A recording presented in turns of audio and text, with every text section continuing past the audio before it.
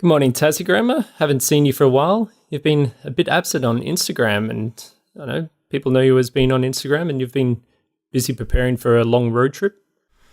Yeah, mate. I need to do other things in my life other than just hang out on Instagram. I think the addiction that is Instagram is something that I need to cue up in my life and really focus on some other things, which has worked out really well actually over the last nearly 5 weeks now since I think I've really taken a bit of a break. Lots of stuff's happened, obviously, a lot of article content, really pushing forward with Project RAWcast. What else has happened? I mean, articles being shared on Petapixel, DIY photography, all the stuff that we spoke about last week, and also obviously planning for this trip and working on some new partnerships with brands, which is really cool stuff that's going to be happening over the next couple of months. Well, that's exciting. It is exciting. I can't wait to hit the road tomorrow. That's a big one. I'm actually catching the Spirit of Tasmania over to Melbourne and then hitting the road. And I'm not actually copying your trip because our trip was technically actually planned before yours. All right. but we may follow the same path as you. Hopefully, we get to capture some awesome stuff. Well, there's only really one road to take from Melbourne to Esperance anyway. So, you could take maybe some other paths, but yeah, there's one real path to go, and there's only certain amounts of things that you can see along the way, and it's a trip worth doing anyway. No, I'm just going to take the quickest road all the way over to Esperance so that I could get out of the car and actually enjoy being away for a little while. That might be pretty helpful, I think. Yeah, I'm just waiting for your Instagram to explode with all these new photos that haven't been shared over the past 5 weeks, and maybe you'll start posting 3 times a day for 6 months or something with all the content that you'll get while over there. Mate, I'll definitely be posting from this trip, so I've got some pretty exciting things that I'm going to be doing. Hopefully, as long as the weather holds out and everything, fits in really well. So yeah, I'm definitely looking forward to this trip, and it's basically entirely just designed as a photography trip. Susan's obviously coming with me, which is really awesome, which means I'll have to take some photos of her for her, of course. She's got and bought a whole heap of new clothes and bikinis and all that sort of stuff, just so she looks good in the photos. So that boyfriends, I might get a feature on the Boyfriends of Instagram account at some stage. But yeah, it's going to be a pretty cool trip. So I'm going to try out some new things and put some little personal photography projects in play on this trip as well. I wonder if that's going to be a thing now, where instead of people going up saying, "Oh, can you take a photo of us in this space?" boyfriends going up saying, "Oh, can you take a photo of me taking a photo of my girlfriend in this spot so I can get on Boyfriends of Instagram?" Yes. Yeah, definitely. I actually hope I don't get on there because I think they look like gooses, but it'll definitely be a Boyfriends of Instagram worthy trip, I think, with some of the stuff that Susan wants, some photos of her. Well, I'm looking forward to living vicariously through your adventures over there and following your story on Instagram through your stories and posts. Cool. Well, I'm looking forward to taking the trip, and hopefully I don't get too many client calls. I've just spent the last week basically working 18-hour days to make sure that I'm on top of everything. Kind of felt guilty about clients finding out that I'm actually not chained to my desk for a few things, obviously for my marketing stuff, which they I think some of them actually believe that I am sitting there just waiting for phone calls from them all day, every day. Anyway, we'll see how that goes. It's going to be probably the first time in maybe 4 or 5 years that I'm actually trying to take some time to myself without getting calls from clients. We'll see how successful that is. So if any of Tassiegrammer's clients are listening, just leave him alone for the next month or so. Or just email me. And that way I can get back to you as soon as possible. Not need to be tied to my phone or have it literally clipped to my ear the whole trip. We'd like to say a massive thank you to Nisi Filters Australia for their ongoing support of Project RAWcast. Nisi Australia have very quickly become the market leader in Australia for their filters, not just through the quality of their product, but also through their incredible aftermarket support and their support of the photography community as a whole. Both myself and Kieran use Nisi simply because of the fact they are the best quality filters on the market. Now, Nisi are offering our listeners a 5% discount for any purchases made at nisifilters.com.au by using the coupon code PROJECTRAWcast at the checkout. So that's all one word, Project RAWcast. This can be used for any purchases of any amount for any Nisi products. So I'd like to say a massive thank you again to Nisi Filters Australia for their ongoing support of Project RAWcast. you'd be fairly proficient in online marketing and the effect that SEO has on photography websites? I think so. I believe so. I think that's You'd know more than me anyway, that's for sure. In terms of marketing, that's probably where I really started from in my background with my other business outside of photography, definitely with SEO. And I operate just over 450 websites of my own in different niche markets. And core focus really is on SEO for those particular things, a lot of affiliate marketing and things. But yeah, look, obviously SEO is a huge part of my life and huge part of my business model and huge part of a lot of what I teach for my clients as well and a lot of the consulting work that I do. So what does SEO stand for? Search engine optimization. Right. And that means? That means you optimize your website for search engines. So you want to make it so when people search for certain things in your field that you're doing, that your website comes up as one of the first in that search engine and isn't relegated to, say, the second or third or 10th page along that list. Well, definitely. Look, I think, obviously, if you've got one website, the key thing is really to rank for keywords that people actually search for within your niche market. Two differences that I see here with SEO and social media marketing. Social media is a huge part of marketing as well, and we talk about that a lot, whereas SEO for me is about putting your website in front of people when they are looking for a product or service. Social media is about putting your brand in people's mind before they even know they're looking for you. So in terms of those two things, they've both got obviously different ways of, I suppose, attracting traffic. But SEO for me is definitely a key thing within any service business model, I suppose. I mean, my website's probably not the best in terms of SEO. Whenever I put up new pages, I have a little thing that's got a little red light telling me that my SEO is terrible and gives me all these considerations that I need to focus on. But I mean, how could people really try and optimize that? I mean, is it a matter of starting before you even make the page? Do you have extra things in the photos that you upload? Or is it something that you need to just sit down and work on and spend a lot of time on?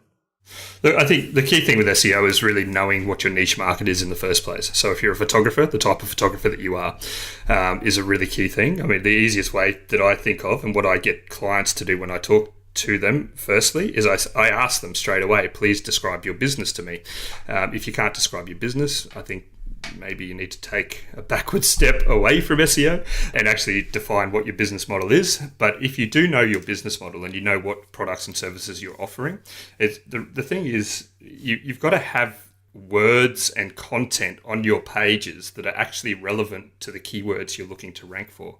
You can't rank within a search engine or for search terms. And we're going to focus on Google here really because Google does provide probably anywhere up to 80 to 90% of all search traffic. There are no other search engines. If you're ranking on Google, then you should be doing all right for everything else. I think there has to be some others for like the competition laws or something. It's a wonder Google hasn't bought them yet, but I think they are there for a reason. But look, realistically, for Google searches, you've got to have the content on your pages that you're looking to rank for.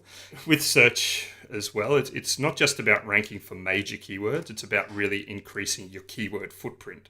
So the amount of keywords or the amount of keyword combinations that your website can actually be found for. So obviously, if you're a wedding photographer, wedding photography plus your location are keywords that you want to rank for. But my mother and grandmother and my father and my uncle and my auntie and me may search for different things.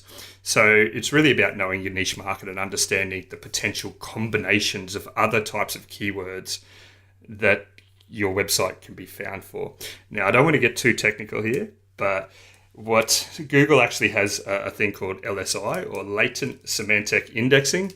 This is probably up your path, Kieran. You may understand this if you actually read about it, but basically what it is all about defining keywords that are so closely matched together that you may not even have to be typing them. So it's all about, say, thesaurus type stuff, where you look at a thesaurus and you see other words within, that could mean the same thing. Google is smart enough to kind of know that sort of stuff. Obviously, it's better if you have a higher accuracy and a higher keyword relevance on your pages based on the keywords that you're looking for. So if you're sort of saying that if your keywords are based around wedding, Google might pick up if someone searches marriage photography or something like that. Absolutely, that's exactly what I'm saying. Yeah.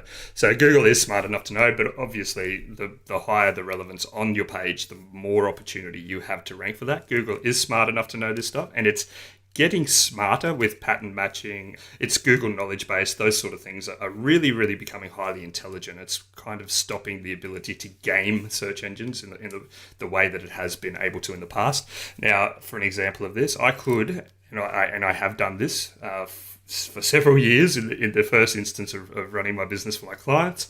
I could guarantee number one keyword rankings for just about any keyword that you wanted to rank for. Within my business model or within my client base, we owned the home loan market. We owned the credit card market. We owned law for a little while in terms of the major search terms for law.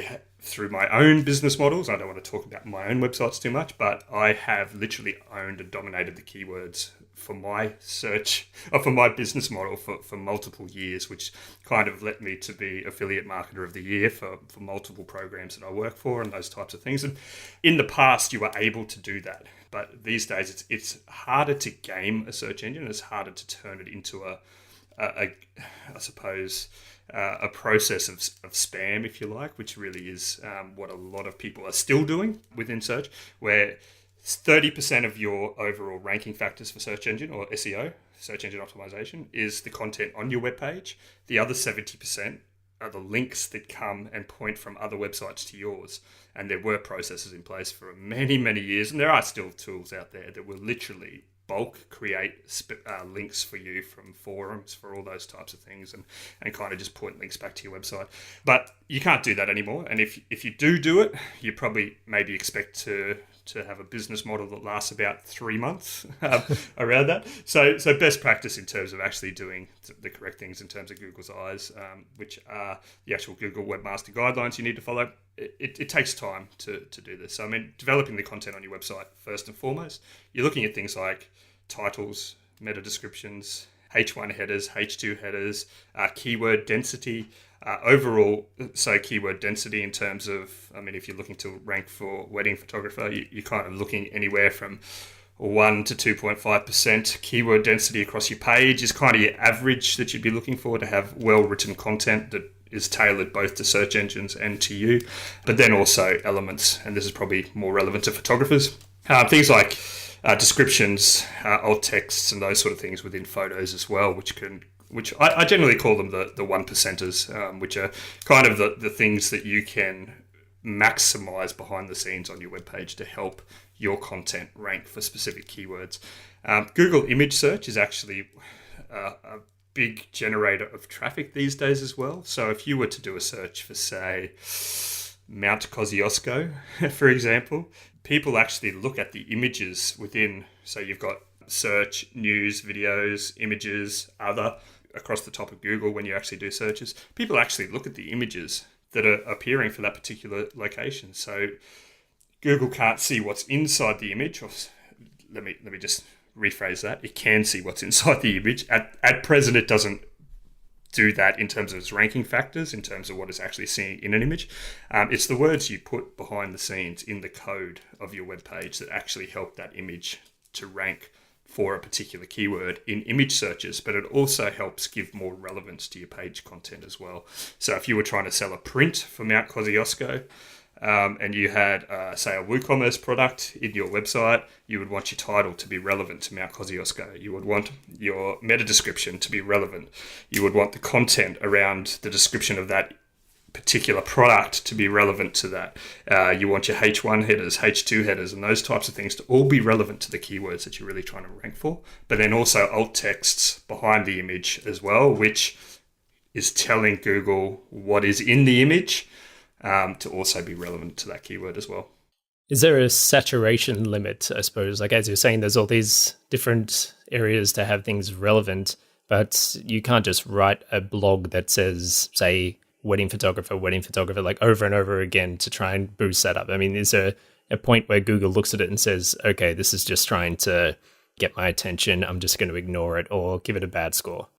Absolutely, and there are actually things and algorithms in play. Google Panda is one of them in terms of site content quality or site quality. So you've got two major algorithms that are applied over the top of the search algorithms. One is called Penguin, which is all about link spam, which is you don't want to have dodgy links coming into your website or stuff that looks like it's auto-generated or bought, whereas Panda is all about site quality and site content. There are hundreds of factors that determine how those two particular algorithms affect your website.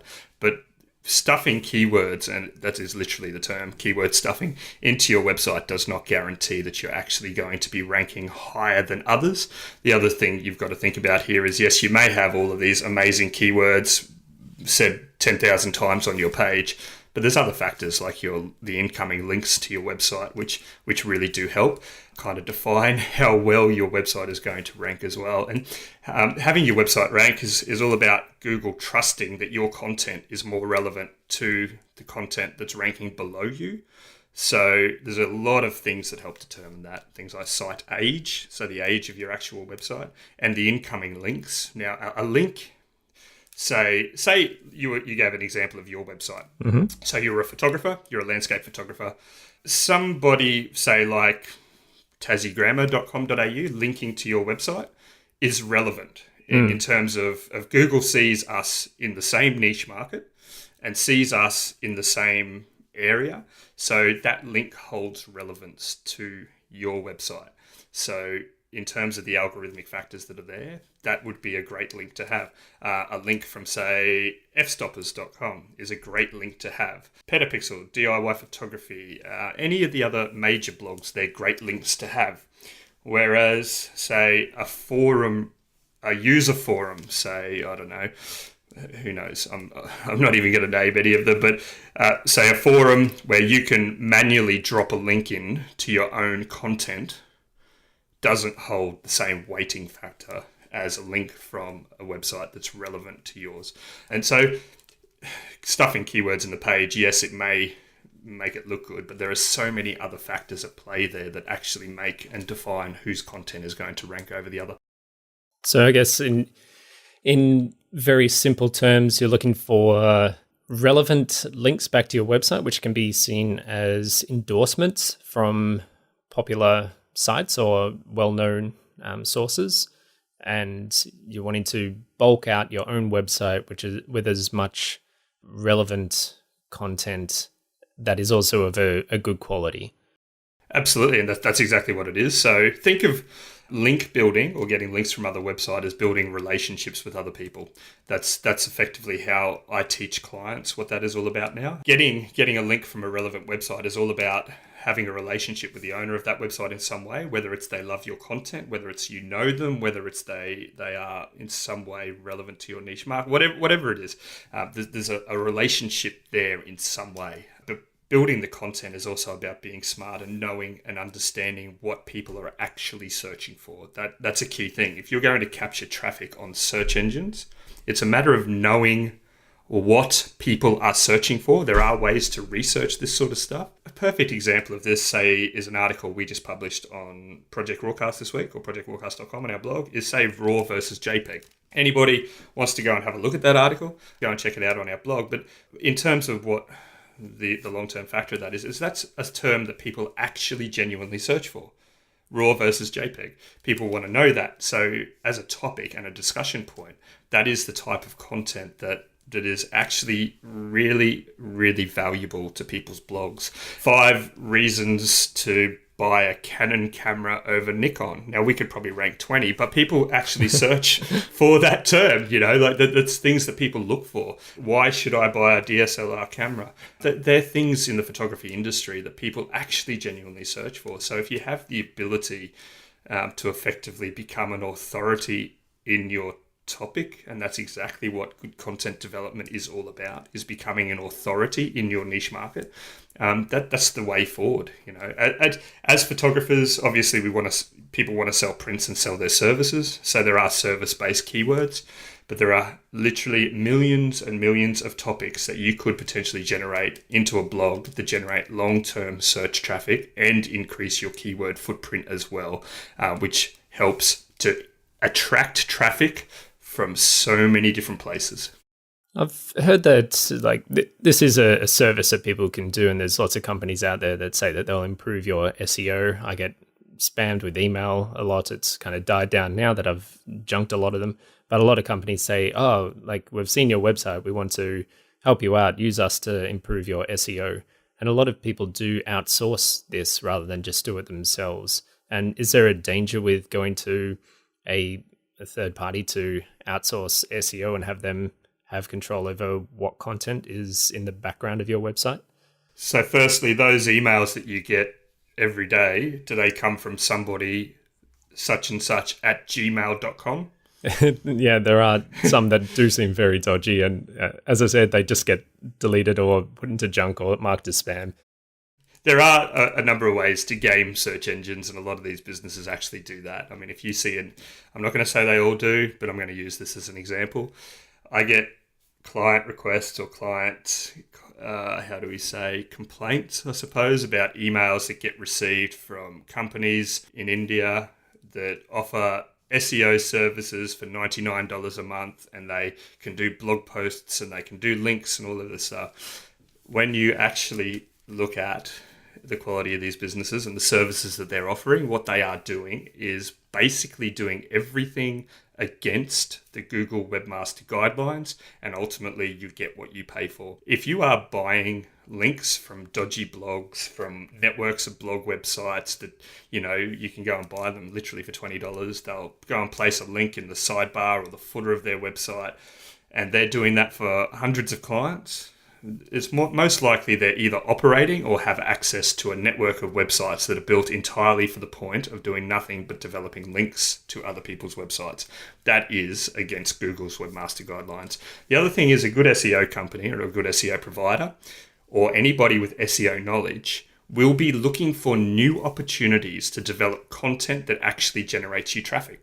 So it's not a matter of taking your 5-page website and saying, okay, I'm going to make you rank for the highest traffic generating keyword in your niche market, and I'll give you 3 keywords and that's what you're going to rank for. That is not what SEO is about. SEO is about developing as new content that is going to help you rank and be found for as many keywords as possible. So when I see adverts for people who are advertising services, I'm going to help you rank for 3 keywords. I'm like, mate, you don't even know what SEO is about. Like, you're just wasting people's time. And ultimately, that's the type of business model that will eventually end up getting you penalized. Google's constantly updating its algorithms. It's constantly updating its rules. There are upwards of 500 to 800 new algorithms or new adjustments or adjustments to Google's ranking formulas, algorithms, done every year. They are done literally non-stop because Google wants to provide the most relevant search results for any keyword you search for. That is the job of Google, and that's their long-term business model. If they're not providing relevant results or relevant search results, ultimately, people will go to another search engine. You and I do not develop relevance in Google's eyes, or we hope to develop relevance in Google's eyes, but ultimately what Google is going to do is rank the websites that it sees as most authoritative in the topic or niche market that you are competing in. You develop authority over time. It's not something you instantly click your fingers and think you have. It takes time, it takes effort, it takes patience, and it takes a hell of a lot of hard work to sit there and generate traffic over search engines. And realistically, I mean, it's a long-term plan. If you're in business, it's a long-term prospect. So there's so many things to think about with SEO. Obviously, having content on your web pages that is relevant to the keywords you want to rank for, plus developing content within your niche market that is going to generate you traffic that's relevant to what you're trying to do. That's a big thing, and that's a long-term prospect. I mean, some of the biggest photography blogs in the world have literally hundreds of thousands of pages within their website. That is keyword potential. That is keyword opportunity. That is a footprint that ultimately they are providing to Google to allow their website to suck the traffic in when people do searches. Well, that's the last thing I wanted to hear, Tassiegrammer. I was really looking for a nice quick fix here, but you've just told me I've got a lot of work ahead of me to really ramp up my website searchability. And I don't know, maybe I should spend a lot less time on Instagram and spend it on the background of my website. No worries. I'm happy to ruin your dreams anytime you like, mate. Anytime. Look, this is what, again, when you're comparing SEO and social, like obviously it takes a long time to build up a social audience, but it's also very, very easy today to go and promote content on social media. Promoting content on search engines really is still about promoting content across keywords that people are actually searching for. With social, you can put your article content in front of people's eyes within 5 minutes of posting it online. And they're two different things altogether, but ultimately SEO is going to have a massive benefit long term when people are actually looking for what you're offering. As photographers, realistically, it's about providing useful, authoritative content based on the types of services and businesses you offer. If you're a tourism marketer and you really focus on tourism influencing, it's about providing and right content that is actually relevant to the tourism experiences that you actually have. You know, the 20 best things to do while visiting South Africa. That's a great article. The 5 best things to do when you're in the South Island of New Zealand. That's a great type of article. Hang on, slow down. I'm writing these down. Yeah, sweet. No worries. But look, they're the types of things that you would do, and they're the types of things you would write if you were focused on tourism influencing. And that's realistically all about knowing your niche market as well. Tassiegrammer and I would like to thank F-Stoppers for sponsoring this podcast. Whenever I want to know what's going on in the world of photography, I go to fstoppers.com. Not only do they provide great news articles and tips for photographers like me, they also have a fantastic range of photography and post-processing tutorials. I personally have watched the Cityscape tutorial with Elia Liccardi, and I was blown away by the amount of information and production value of the tutorial. It was over 15 hours of content, from setting up in amazing locations all over the world to the post-processing and the final image. F-Stoppers are offering our listeners a 10% discount on these amazing Elia Liccardi tutorials by using the discount code RAWcast at checkout. So if you want to take a leap in your understanding of photography and post-processing, head to fstoppers.com and get a 10% discount on Elia Liccardi tutorials using the discount code RAWcast. Thanks again to F-Stoppers for supporting this show. Well, I suppose SEO is one thing, but you do need to have good content as well. You do need to have, I suppose for photographers, images that stand out and show off your work. Do you have a portfolio, a set of images that you consider to be your best images? Do you work on this? I mean, do you consider having a portfolio as being necessary? So yeah, obviously we're changing topics here, but like obviously getting traffic is one thing. So we've covered SEO, but once people are actually on any of your profiles, keeping them there is another thing as well. And as photographers, the quality of your imagery is a massive part of that. So yes, look, I'm probably a bit slower than some on my website because I don't necessarily see my website as just a tool for displaying a portfolio. My social media profiles are absolutely for that, but again, photography is not the only thing I do. If photography is the only thing that you do, and if you're a full-time photographer, focusing on making sure that your portfolio is the best it can be in terms of the best images you've taken up to any single point in time, or are at least relevant to your niche market, that's another thing. So as we said before, wedding photography. There's no point in, if you're a wedding photographer and your entire website or social media profiles are about advertising wedding services, in having pictures of you doing bird photography. It doesn't make sense. You know, yes, it maybe might show the depth of your photography skills to some people, but if you are a wedding photographer, people want to see wedding photos. They want to see your ability to capture a moment. They want to see your ability to convey that emotion around that day.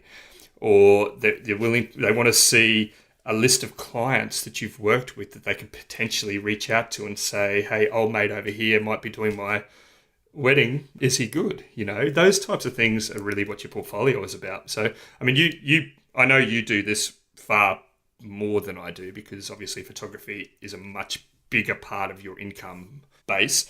So like you update your website quite regularly. I mean, you and I have taken images together just a couple of weeks ago that were already on your website. Mm-hmm. Yeah, I mean, it's also a question I get asked a lot from students as well, who'll come to me and say, what do you think of this portfolio idea, or what do you think makes a good portfolio? And it is quite an important thing to have in photography, because the images that you take are representation of where you're at in your career and what you can achieve. And it is really important to make sure that that portfolio is a representation of your best work. And this, as you said, it needs to be relevant to the kind of work that you do.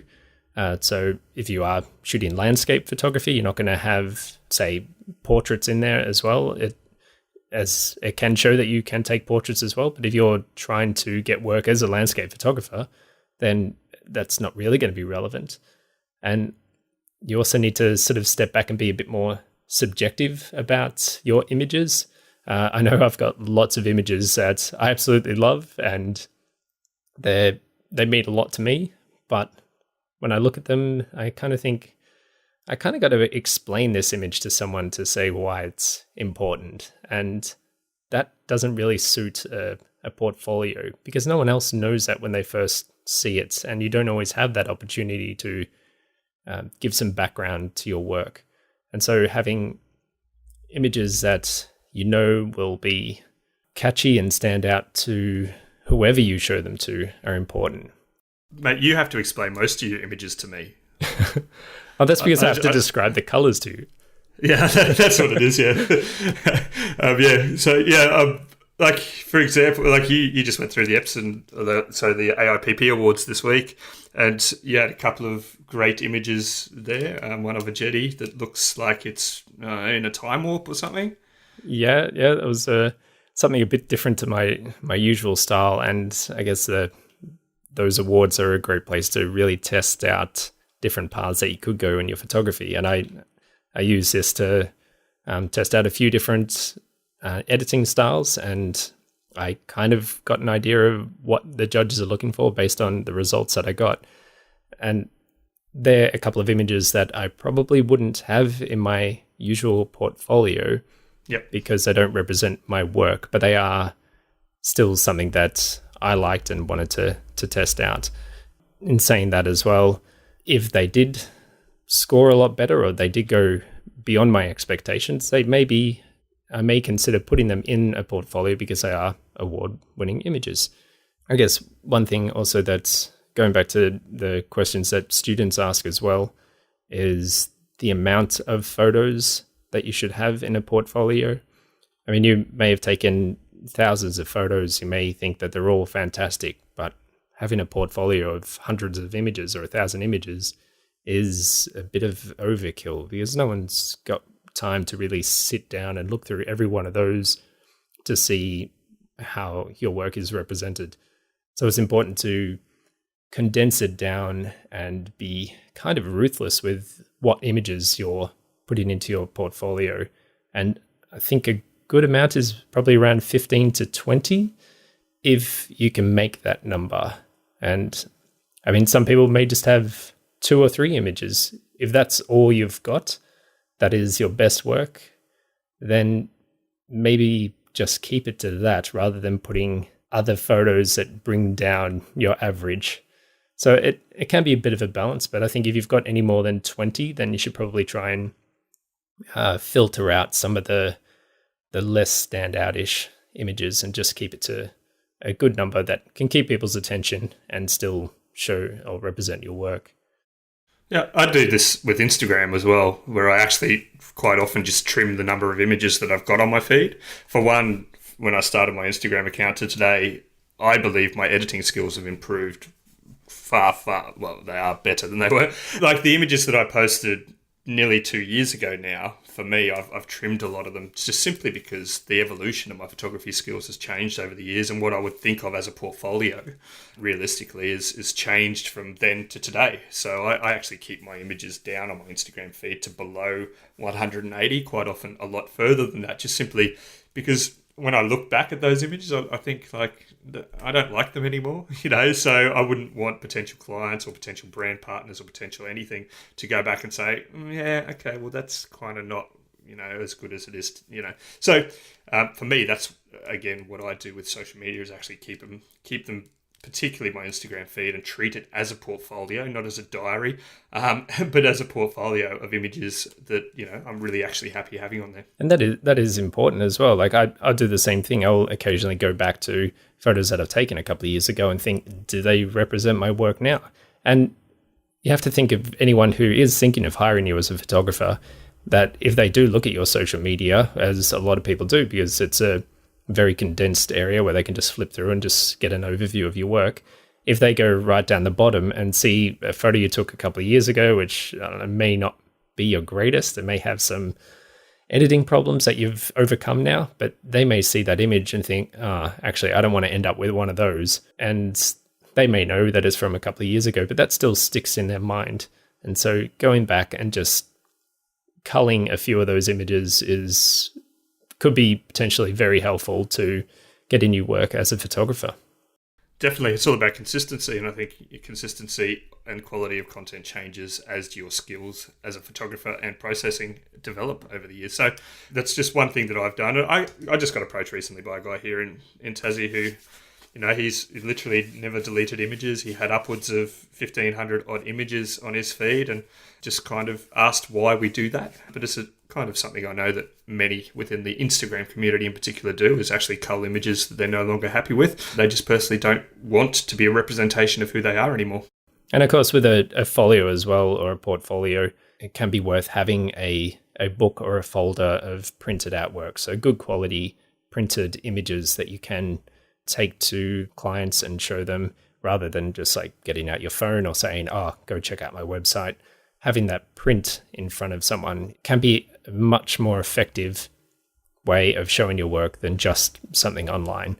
So in terms of numbers, just something around 20 or so photos that someone can flip through, just have a look and say, wow, these are great, and not have a whole massive folder of 100 images and they're like flipping through just trying to find something bad or something good. Or so keeping it to a lower number for something like that.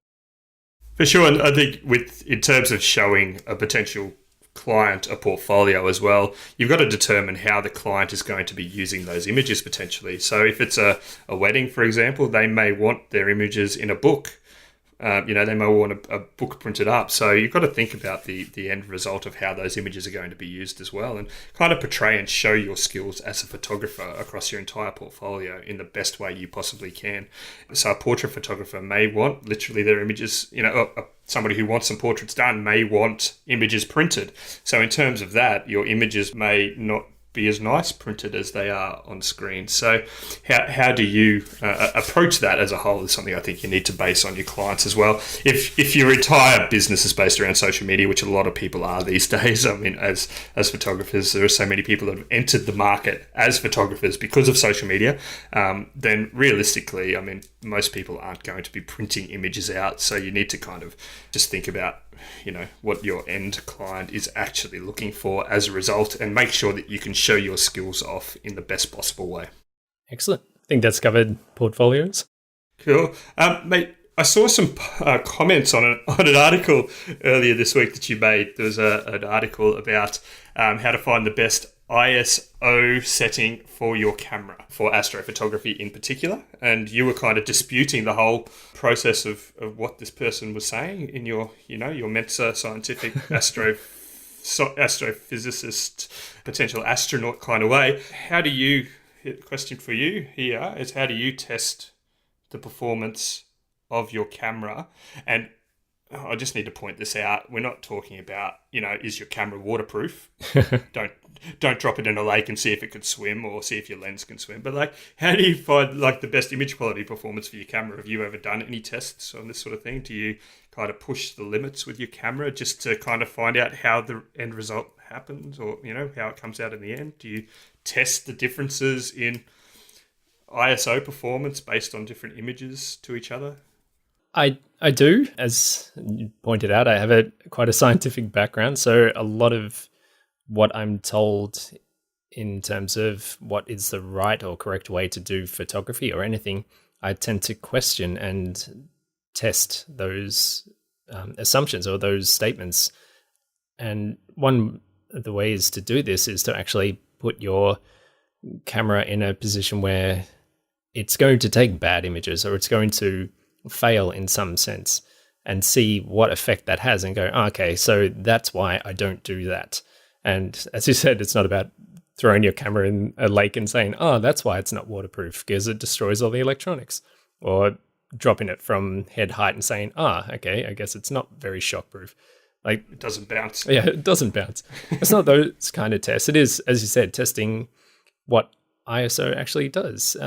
Like, it's one thing for me to tell people as well, like, shoot at a ISO 100 and not at 3200, because you'll end up getting noise in your image at that. And you need to go through and take a photo of the same scene under the same lighting conditions, changing, say, your ISO or your aperture or your shutter speed, and keeping everything else locked in, and seeing what effect those different changes have on what your image looks like.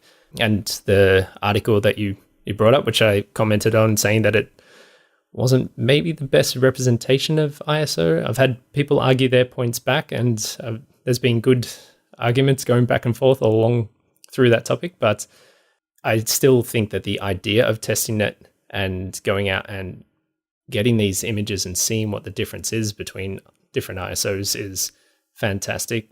But with this article, it probably didn't represent what I thought was a good test, in the sense that it was not keeping the same exposure and changing things in post-production.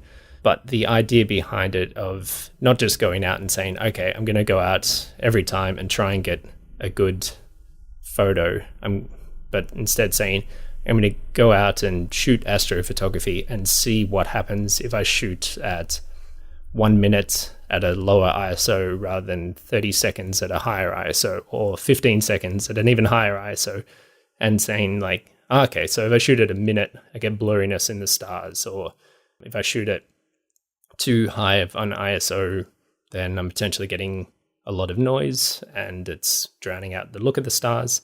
And just seeing it for yourself and seeing what your camera is capable of. And one of the tests that I have done in the past, I haven't done it with my latest camera, but is testing the dynamic range of your camera. For instance, the human eye can see roughly about 15 stops of light. So it's got a dynamic range of about 15 stops. This does sort of change from eye to eye, I suppose, and also depending on what scene, it has an effective dynamic range of probably close to over 20 maybe, depending on the changing scenes from dark to light. But your camera is limited to the amount of stops that it can see in one particular image. You can actually test this by getting a gray card, so an 18% gray little card, and taking photos of it at what the camera says is the correct exposure, and then say 6 stops at intervals of 1 stop each, taking different exposures above that and below that. And with some other work, you can put that in a grid of images from complete black to complete white. And hopefully you've taken more on either side, so you'll have maybe a couple that are complete white and a couple that are complete black, and being able to see the difference between where black starts and where white finishes, and how many gradations or stops there are between that. And that'll give you an indication of your dynamic range of your camera, which in most digital SLRs is around 9 to 11 stops. I think a good thing, obviously, about SLRs and digital photography is we're not really wasting film. If you do go and take more images, if you want to take 300 shots in a day. So it's important, particularly as a beginner, I think, rather than just taking the advice of somebody and being told this is how it is, it's kind of important to know why it is. And again, an example that we've had just recently on one of our own articles was about using filters and how to calculate exposure time. And somebody made a comment on there, you just get an app for it. And I'm thinking to myself, yeah, that's all well and good, but what does that actually mean for your knowledge? Like, calculating a stop of light in either direction is not a hard process. And if you use an app for that, you may not ever actually figure it out. So really understanding that process and understanding what your camera is capable of doing is trial and error. Doing things like a test of a higher ISO when you're out shooting astrophotography and comparing that to a test of lower ISO is actually a beneficial thing for you as a photographer to learn and experiment and play and actually be able to reverse engineer the whole process of photography as well. So I think these types of things really do come down to the knowledge that you learn from the experimental process of playing with your camera and finding out what it's capable of doing. You know, it's a hugely beneficial thing as a whole for photographers to go out and have a play with their camera. And astrophotography is a great way, obviously, to test out this type of thing with your ISO performance. I mean, you know, shooting night sky is going to show you different things when you are shooting 1 minute exposures and getting trails on your stars as compared to shooting 24-second exposures and getting nice sharp stars. These types of things, you know, it's really important as photographers for their knowledge base to really actually experiment and play with and find out what your camera can do. As with that article that we brought up, I wasn't arguing as well with the premise of going out and testing it. I may have disagreed with what it was saying about ISO, but I'm not saying I'm right, but I'd say I just see it a different way. And that's important as well, having difference of opinions with how you go out and test things like this. And if that gets people out to actually test their camera's ISO, then that's a fantastic thing. And there's other things that you can do as well. Put your camera on a tripod, have things of different distances away, keep your focus the same, and just change your aperture and see how the depth of field changes and what effect that has at different apertures, and then test different focal lengths as well. And it's just one thing that when you go out in the field to actually take photos, you've built up that understanding of what's going on in your camera. So it is really important to go out and use your camera as a tool for experiments, not just as a means of capturing an image, if you are interested in developing your photography as a profession or as an art. Definitely, and really understanding how to use your camera and what it does under different situations and different settings is a very important thing for photography. So look, we'll put a link up to that article within our show notes so you can go and check it out and just kind of understand, kind of two different points, I suppose. One that Kieran doesn't really agree with and one within the article. I think sometimes you just like to argue with people though, so but that's okay. I do like to, when I think I've got a valid point to make. I mean, I'm not always saying that I'm right about it. I just felt I should give a varied opinion, and a lot of other people did as well, and people gave their opinions back, and that was fine. But yeah, have a look at the article and go out and test your own camera. We've got a listener question that we'd like to discuss here, and this one's definitely aimed towards you. So Jovian Shadow over on Instagram has asked us if we could please discuss the creating actions in Photoshop in a future episode, please. So I think it's something that we've both been asked recently quite a lot about, is how to create actions in Photoshop. You probably have more of an actual knowledge of how to do this, but obviously actions are really single button shortcuts to, I suppose, if you're looking at Microsoft Excel or Microsoft Word, they're macros, if you like, is probably the easiest way to describe them, where it's actually just a single button shortcut to provide a workflow or an automated workflow of some kind. I know you use them a lot and you've created your own out of these. A lot of people probably know actions in terms of panels that other photographers provide to be purchased. There's the popular ones such as the TK panel and the Raya Pro that people like to just get these little panels so they can click buttons and have a whole bunch of stuff happen in Photoshop to make things easier, to make luminosity masks or to sharpen and resize images. But all these are just actions that they've created. And you can do these yourself quite easily as well. And I guess it's another thing of understanding what's actually going on and not just following what someone else has said is the right way to do things. So creating these actions does help you develop your own understanding of Photoshop and what is possible to do in Photoshop.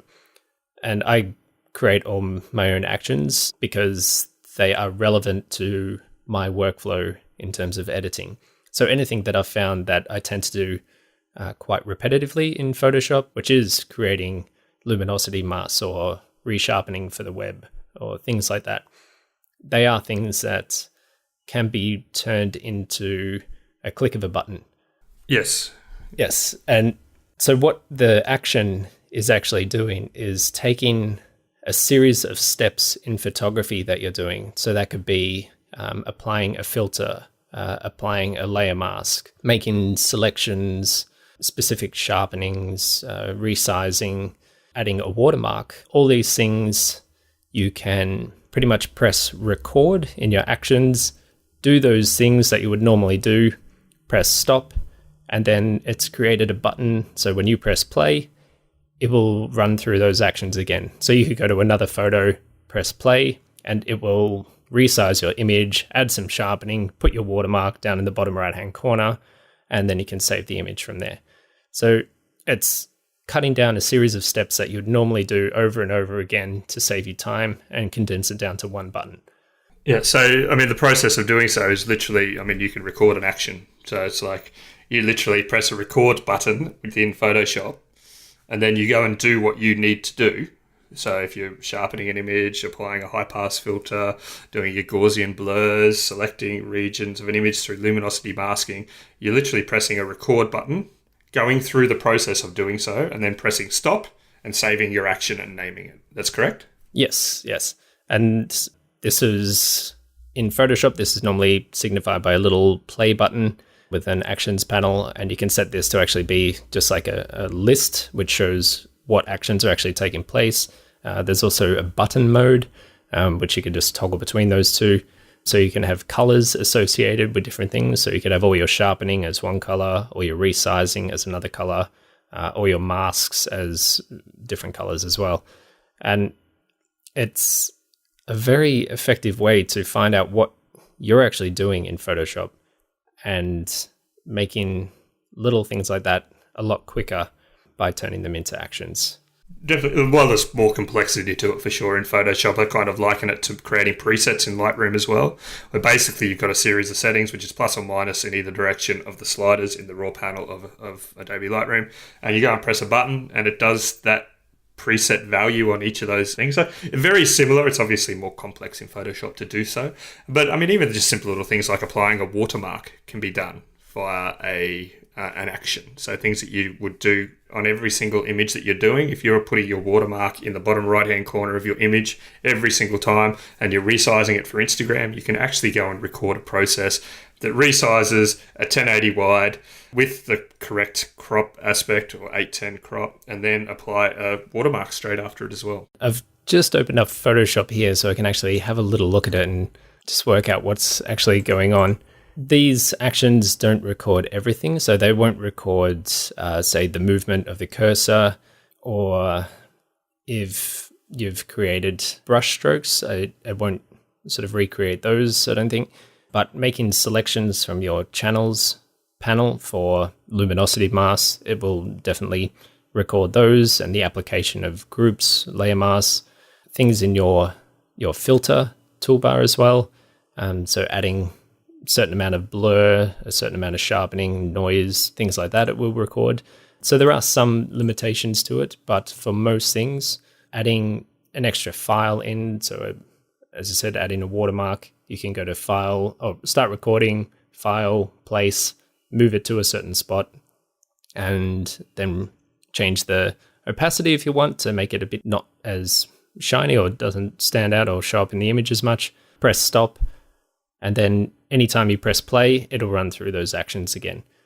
And so it can save a lot of time, and it is worth going through and creating some of your own actions. Like using those panels that you can purchase is fine, but you should go through and create your own actions, at least to understand what's actually going on when you're clicking that button, because that'll give you a much better understanding of Photoshop and how you're using it.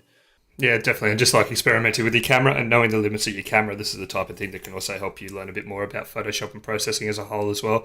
And we'll put up some links to this. So thank you very much at Jovian Shadow over on Instagram for the question. We'll put up some links in the episode notes to go and have a look at this, maybe some little videos.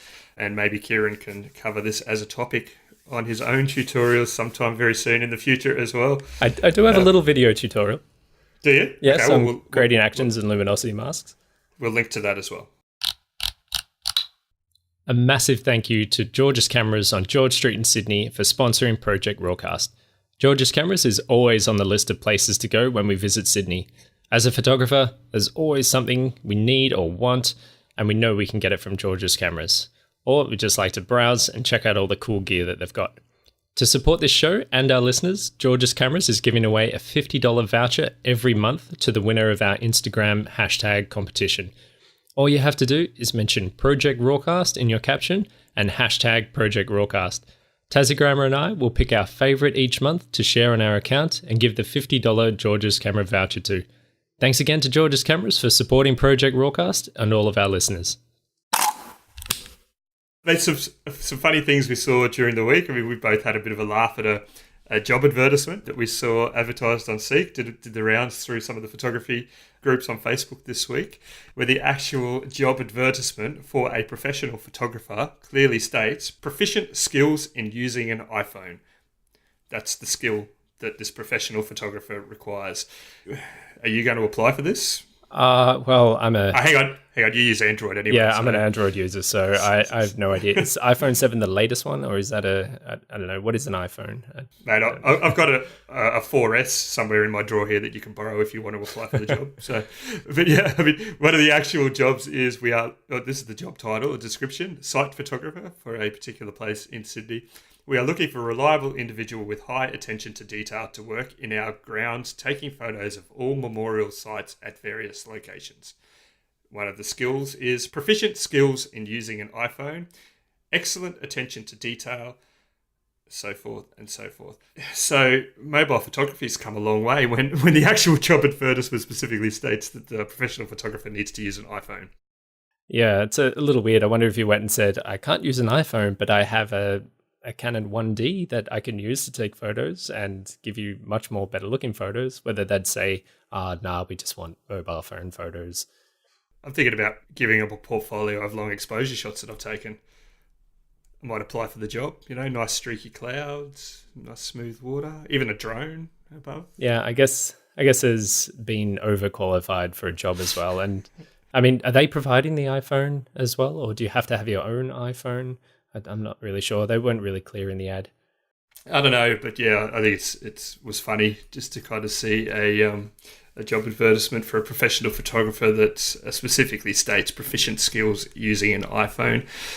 Mate, I think pretty much anybody with an iPhone might be able to apply for this one, really. Maybe, again, a devaluing of professional photographers' skills. I don't know. Anyway, I just thought it was funny, and I know very well that some of the guys and ladies reading the forums over the week, some of the Facebook groups that we're part of, thought it was quite funny as well. And maybe they'll say that they'll pay in exposure on their Instagram account as well. Yes, so a couple of other exciting things. So Canon launched their own clothing range this week. Yeah, I'm going to have to go out and get a whole new wardrobe now, all Canon stuff. Mate, this actually gets me quite excited. I was looking earlier this week for a few new shirts because I kind of wanted to go and buy some new shirts, particularly for, going on the road and just not needing to do so much washing. And I was specifically actually looking for some Canon clothing. And then a few days later, bam, in my feed, Canon's got clothing. I'm like, mate, that was a few days late, but it's pretty cool. I'd like to get one of those vintage shirts with all of the different Canon models up to the Canon 1DX at the moment printed on it. Yeah, I'm just disappointed that I missed your birthday for this, because I could have gotten you one of the little bibs with the Canon on it. one of the baby bibs and the umbrella, of course. I mean, I live in Tasmania, so that might be handy. I might actually get that. Actually, I always like a good umbrella, and a Canon one would be fantastic.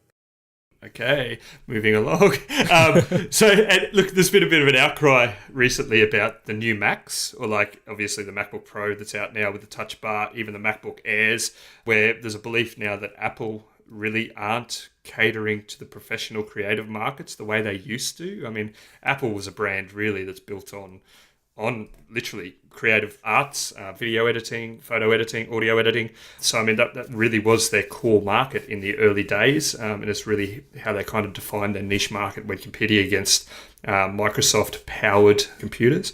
But there's been a bit of an outcry recently, obviously, about the power of Macs and how, the processing speed just hasn't increased. The price of the Macs, particularly the MacBook Pro with the touch bar, those sort of things have really jumped in price but haven't really increased in power. And like even recently, as this week, Trey Ratcliffe has come out basically saying that to him, Apple is dead, and he has now actually shifted in recent times from Mac back to Windows.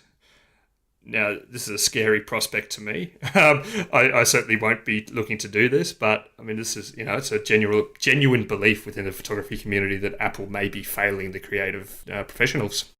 Yeah, I guess it's good for people like me who don't use Apple, and I'll let you try and defend Apple's reasoning for not really listening or not catering to the creative crowd.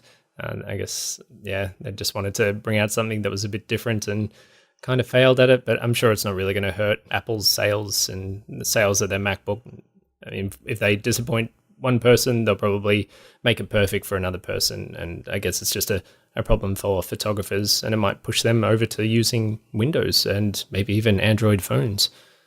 Oh man, I'm having nightmares thinking about that sort of stuff. But like to have big name photographers like that step up and say, the hardware is now no longer up to scratch as compared to Windows hardware. I mean, like I've been seeing some of the bigger, like 28-inch Windows-powered desk things that are coming out now, and they look like Macs. They literally look and feel like Macs, but they've got touchscreens on them. I think that's something that Apple is lacking on at the moment. They obviously haven't progressed into touchscreens within the Mac lineup. I think that's something they will have to catch up on. But look, there hasn't been one of the Mac Pro desktops released now for nearly 4 years, I believe it is, which really did cater for that high-end market of being able to customize their devices, change their processors, increase their, there's so many different customization options you can put into them. But ultimately, they haven't released a new one in years. They've also now they're no longer creating their own external monitors. I believe LG have kind of stepped in to that role, and Apple are now selling their monitors as replacements for the Thunderbolt screens, which are years old now. I mean, I've had mine for years. And so, that belief within Mac. It'd be interesting to see how they go this year. I believe there's supposed to be a new models of the Mac 5K desktops released this year. I love that machine. It's my favorite computer that I've ever had. Obviously, it was new technology when I got it. They haven't really upgraded or gone any further. In terms of revolutionary products, it's more evolutionary rather than revolutionary at the moment. I think, there's a belief within the photography industry that Apple is failing the creatives. Whether I agree with it or not is a different story, but it is kind of a newsworthy thing that has been floating around over the last couple of weeks. And should we make some comments about Facetagram? We usually have something to say about it. Oh, mate. So I was telling you a story and another mate a story earlier today about a particular brand interaction that I had earlier this week, where I was looking for a remote trigger for my camera. I didn't know the model of this trigger, but I knew somebody who had it. It just happened to be that this person who has it and has reviewed it made a story post saying he's just received a new one. Inside that story post, I sent him a message saying, I can't believe that you've done this. I was literally going to ask you about this because I didn't remember the brand of this particular trigger. It's the only interaction that I've had with that brand. The only interaction. I haven't looked at that brand's website. I haven't looked at their Facebook page. I haven't looked anywhere else. All of a sudden, in my Facebook feed, ads for that exact brand started popping up. The only interaction that I've had with it is through a story post. So I am very certain that Facebook are advertising or creating relevant advertising based on the interactions within story posts. This particular story had the brand in question tagged in the story, so there was a mention of that, and I replied to it. And all of a sudden I started seeing some ads, and it was really freaky. So Facetagram, mate, this is scary stuff. I mean, how much further are they going to be diving into our personal communications to be able to generate relevant advertising?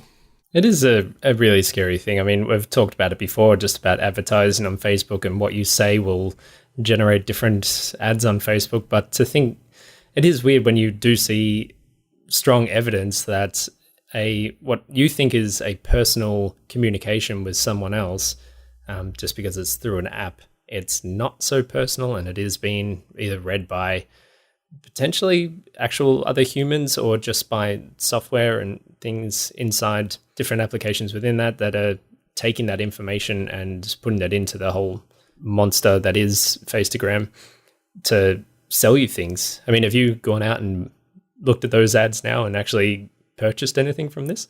No, I haven't. I still haven't. No, not at all. Because again, like I've already got a replacement for the trigger, which is all good. But yeah, look, Google have been doing it for years with Gmail, where they started displaying advertising at the top of gmail.com when you're logged in for anybody who's using a free Google account. So not a Google for Business account where you can connect your own domain name to it, but any of the free, say, Kieran Stone at gmail.com. I hope nobody starts sending spam now on that email. But like they used to, like there was all of a sudden algorithms launched where they started displaying relevant advertising based on the learning experience they had around what you were being or what your email interactions were. And they were kind of transparent about it. So, and realistically, it is a free service, all of that sort of stuff. But to see Facebook displaying ads from like that are tailored around my private communications on Instagram, it's freaky. Like they're obviously supposed to be two independent platforms in some way. So yeah, that was pretty scary to see. And I've actually had a bit of a laugh with the person who sent the messages out. I sent the story posts out to tell him about this. And I think I know he listens to the podcast, and he came back to me and said, it's scary what Facetagram thinks. So I'm wondering if our Facetagram thing is kind of catching on and getting a bit of traction. Maybe we should trademark this name. So. Yeah, or at least we'll make a Wikipedia page or something and describing it. Cite Project RAWcast as the developers of the name. Yeah, but yeah, look, that was pretty scary. So yeah, just watch out for what you say in your private conversations on Instagram, because next you know, some advertising may be tailored around that. As I say, I can see the link, kind of knowing and having a background in this sort of stuff, that the brand was obviously mentioned properly in the post. That brand is obviously got their Facebook page and Instagram connected. So Facebook has seen the engagement based around that brand and the conversation, tied the two things together and displayed what they typically would call remarketing ads to me within my Facebook feed. And that was pretty scary.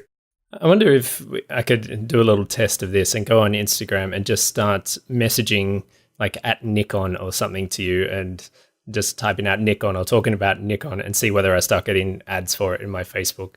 That'd be worth seeing. Because that's something I don't normally talk about. So if that came up, then it'd, I guess, show that, this person's talking about Nikon, and it's in a private conversation, not something that's tagged publicly. Yeah, then you can start labeling the ads as spam. Yeah. Nikon, I'm a Canon user. No. Yeah, but hey, look, I got something else. So big congratulations to you for being named as the next ambassador for Nisi filters here in Australia. So you've now officially become part of the team of Team Nisi, I suppose, if you like. Quite a awesome group of photographers here in Australia, plus me. I was going to say, just tagging yourself there is awesome. Yeah. Plus me, obviously, some of Australia's best photographers are part of the ambassador program here. So congratulations on that, and we're definitely looking forward to doing some more stuff with you in the very near future with Nisi as well. Yeah, it's always a great thing when a brand that you like and you want to support and they support you actually acknowledges it as well, and considers you good enough a photographer to be an ambassador for their product. And they do have some great ambassadors, both past and present as well. And to be put in that kind of team as well is really uplifting. And I'm really looking forward to seeing where this relationship goes with Nisi and in terms of my own photography business. I mean, we've already had a great relationship with them with Project RAWcast, which is awesome and continuing on. And I'm very happy. Awesome. Yeah, I can tell you're finding it hard to contain your excitement. But no, look, as I say, congratulations. I know obviously how much it means to you as well to kind of have that compliment shown to you in some way. So obviously we both value our relationship with Nisi and look very much forward to continuing to work with the brand, both with Project RAWcast and personally. Cool. Well, mate, I'm hitting the road tomorrow. This podcast may be actually a few days delayed, so it's Friday today. So I hit the road on Saturday, so I need to go and actually start packing the car and getting everything all ready. Pack my diving suit and my mask and everything as well for a few little things that we've got going on. So I'll no doubt chat with you some more over the next couple of weeks. Yes. What are you up to? What am I up to? Just drawing a blank at the moment. Yeah, I don't know what I'm up to. I'll have to get on that. I'll have a look in my diary and work it out. Okay, all right. I think I'll be going out and trying out all the Nisi gear and just testing that out, and maybe testing my own ISO in terms of astrophotography and just seeing how it turns out. And checking out all the Nikon ads that are going to start appearing in your Facebook feed. Yes. Yeah. Cool. All right, mate. Well, I'm off. I got to go and get this done and make sure that I've actually checked off my checklist. All my camera gear is nice and clean. My tripod is ready. Sensors are cleaned. Filters are cleaned. I just need to make sure it all actually makes it into the car now. Yeah. I know a good blog you can check out for preparing for a road trip. Yes. And on that note, yes, make sure check out all our episode notes for this week for all of our links to things that we've discussed, and also for some of the new blog posts that we've got up on projectrawcast.com/blog. Yeah, look, I'll chat with you later. All right, I'll catch you later. All right, mate. See ya.